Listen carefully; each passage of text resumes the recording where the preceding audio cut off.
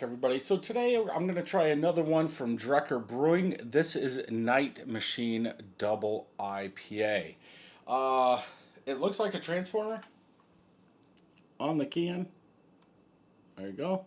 Cool can art. Drekker usually has cool can art. It's nice of them that they do take all that time just to put it in there when most people aren't even going to look at it or see it. Same thing, right? So malts, pale two row split, oats, chit. I don't know what chit is. Never used that grain before. Hops, Mosaic, Vic Secret, Amarillo, Citra, yeast, House IPA yeast. I paid $5.49 for this. This was canned on 7/11/24, so 4 weeks old from the date of drinking. Let's go ahead and get this into a glass and see what I think about it. Megabev had, and depending on when you're watching this, hopefully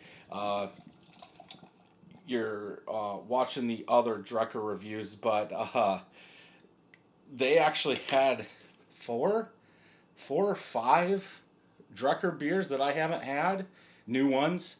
And I almost picked them all up, and I was like, man, am I really gonna do like I could do a week of Drekker with all the new ones? But it's the craft beer industry. I think has been weird here recently because I go to two Megabevs.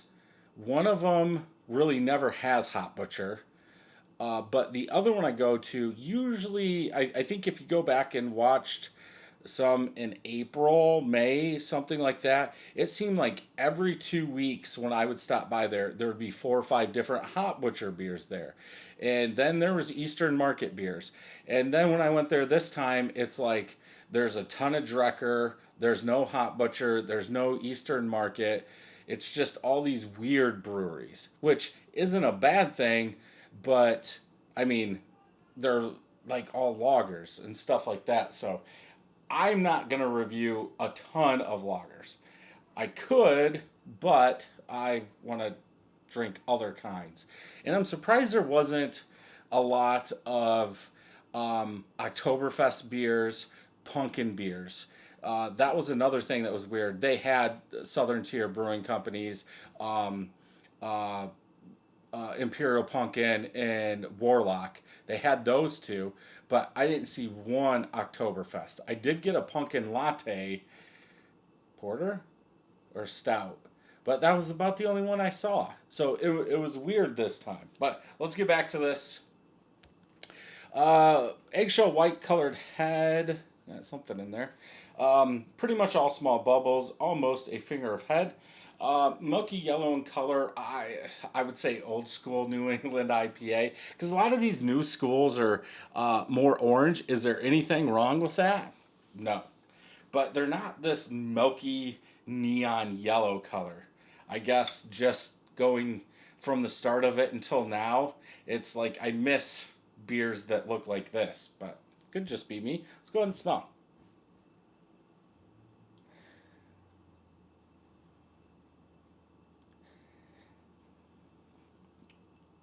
A little hop dankness in there.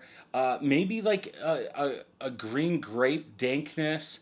Uh, is there? Did I say mosaic? No. Yeah, mosaic.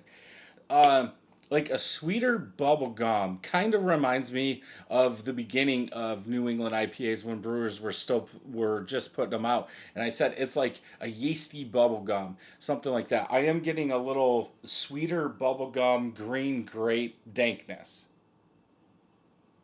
There's some citrus in there. I would have to say grapefruit rind in the back just to add some of that bitterness. Doesn't smell overly sweet even with that bubblegum. Berry, cotton candy is what you usually get out of Mosaic. Um, but yeah, overall good. I think the dank green grape might stick out the most because it's almost like there's a green hoppiness to it, and I think with that Vic Secret being in there, maybe that green grape is just bringing it up because it is a month old. I would think that if they were using a humongous dry hop, that would kind of fade after a month. I mean, that's just from brewing beers and thinking or having young ones and really getting that like green hop burn versus having it 3 weeks, 4 weeks old from can. So yeah, overall good smell. Let's go ahead and taste.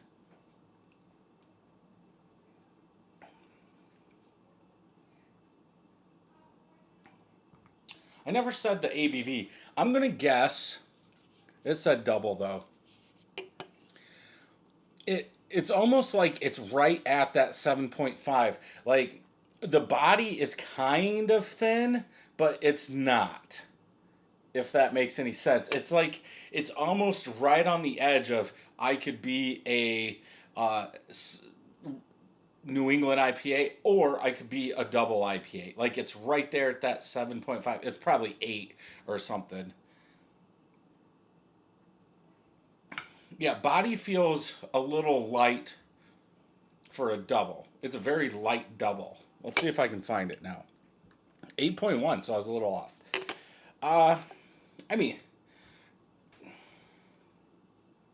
put the rest in here and just try. Does it really matter? No. But if we're gonna score it, I feel we should score it to what it should be, not what they make. Again, I could care less what they make. I'll drink it, but I guess if I'm gonna be correct about scoring, I should follow the same criteria, my loose criteria for every single one of them. I still say it's light. It's almost like a little sweet berry grapefruit juice. Like there's some tangy bitterness in the back end of that grapefruit that I get more of in the taste than I do the smell. But I did say like a grapefruit rind in the smell. Uh, yeah, it's almost yeah, it's like a light juice. Like if you squeezed a whole bunch of grapefruits, then strained it.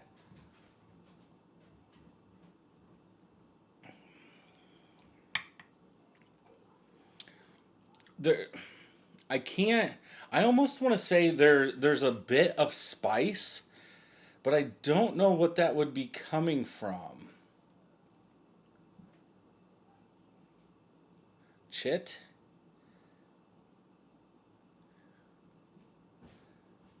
I don't.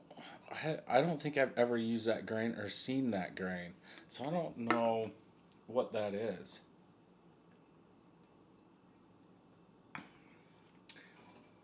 Yeah, like right in the middle to the back end, a little spice mixed in with that grapefruit rind bitterness. It works. Yeah, almost like your juicy fruit. That mosaic berry is up front. There is a little dankness, a little hot burn in the back. Overall, it's solid. I'd probably go 4.25 out of 5. I would have to knock it for the body. Also, I don't want that hot burn as much as I'm getting it. I'm not saying it's humongous, but it is there. I would like that toned down just a little bit, in my opinion. But overall, yeah, solid one.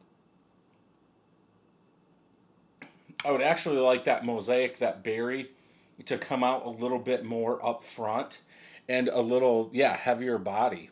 But it is what it is. Still good. Let's go ahead and check on tap. For my friends who checked it in, 4.31 out of 5. A little over 6,000 people, 4.14 out of 5. They do not show the IBUs for this one. Hazy, citrus, smooth, bitter, spicy. There you go. Do they even say where the spice is coming from? Aromas of pine melon. Hmm. I I think I'm gonna say my smell can't pick up any melon unless it's like all Huel melon. I don't get melon a lot out of a lot of these that have them, but it is what it is. Let's see what if anybody said anything about this. I cannot read that.